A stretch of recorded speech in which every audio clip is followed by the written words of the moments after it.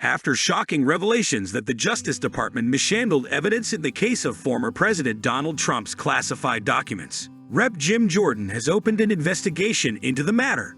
In a sharply worded letter to the Justice Department, Jordan made it clear that prosecutors, including Special Prosecutor Jack Smith and his team, have an obligation to pursue justice without allowing prosecutions based on false pretenses. This puts Smith in a very difficult position, and he has been called to testify before the Senate. To make matters worse, Judge Eileen Cannon indefinitely postponed Trump's case on classified documents because of evidence of White House involvement and indications of tampering with evidence. Judge Cannon believes there is a lot to settle in this case before it can move forward. Given the complexities and potential ramifications, it is highly unlikely that this case will be heard before the 2024 presidential election. While the classified documents case is on hold, Trump has been indicted on 34 counts of falsifying business records in New York. While jail time seems unlikely, Judge Juan Merchan threatened Trump with arrest for violating the ban on public comments. Merchan's warning was stern. "Mr. Trump, I want you to understand. The last thing I want to do is put you in jail. I am aware of the seriousness of such a decision, but ultimately I have to fulfill my duties."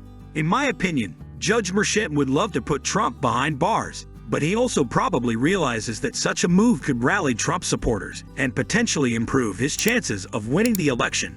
It's a delicate balancing act, and Merchan may be acting cautiously to avoid unintended consequences. Trump himself has embraced the possibility of going to jail for defending the Constitution and the right to free speech. He stated, "The judge put a ban on me from making public comments and told me that if I violated it, I would be in jail. And frankly, you know what? Our Constitution is far more important than jail. It's not even close. I'm willing to make that sacrifice any day." That unwavering stance resonates with Trump's base of supporters, who see him as a defender of their rights and a bulwark against perceived government arbitrariness. But critics argue that Trump's disregard for the court's rulings and his willingness to sacrifice personal freedom for political ends is alarming and sets a dangerous precedent. As the trial in New York progressed, adult film actress Stormy Daniels gave detailed testimony about unwanted sexual advances by Trump. The turn was unexpected and added spice to the proceedings. Daniels' testimony was related to an alleged $130,000 payment that Trump's former attorney Michael Cohen allegedly made to her to keep quiet about their alleged affair. Prosecutors argue that Trump illegally classified the payment as a legal expense to cover up the alleged affair, while the defense insists it was a legitimate expense. Ultimately, the outcome of the case may come down to who the jury believes more, convicted liar Michael Cohen or Donald Trump. What's interesting is that the head of the accounting team, who signed off on and approved the payment, said it was his decision, and the payment looked like a legitimate expense. This revelation has the potential to undermine the prosecution's position.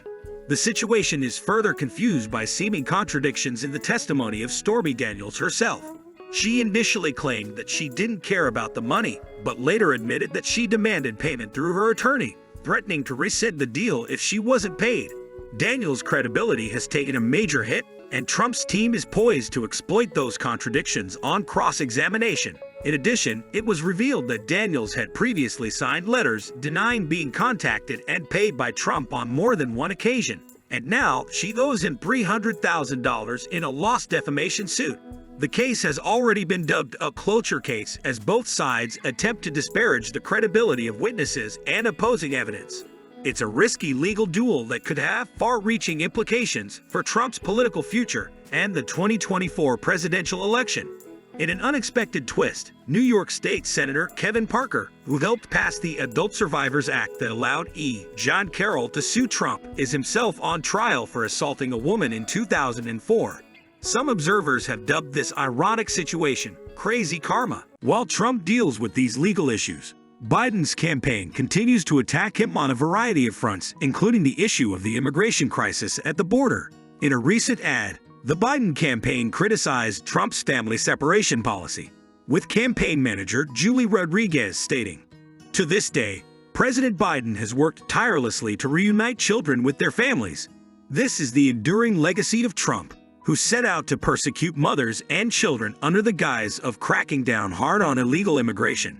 However, immigration attorney Monica Lagranka blamed the Biden administration for its own failings. saying, "We have sounded the alarm about the continued separation of families under the Biden administration since 2021, but the administration has failed to implement policies that would have effectively prevented such cases."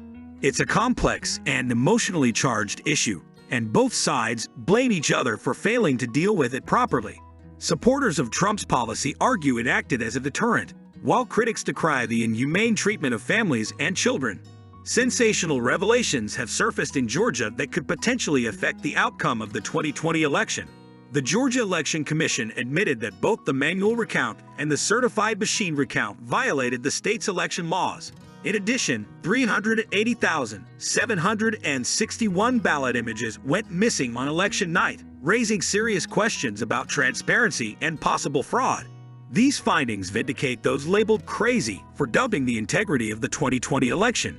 If confirmed, the implications could be far-reaching and potentially lead to a review of presidential election results in key swing states like Georgia and Wisconsin.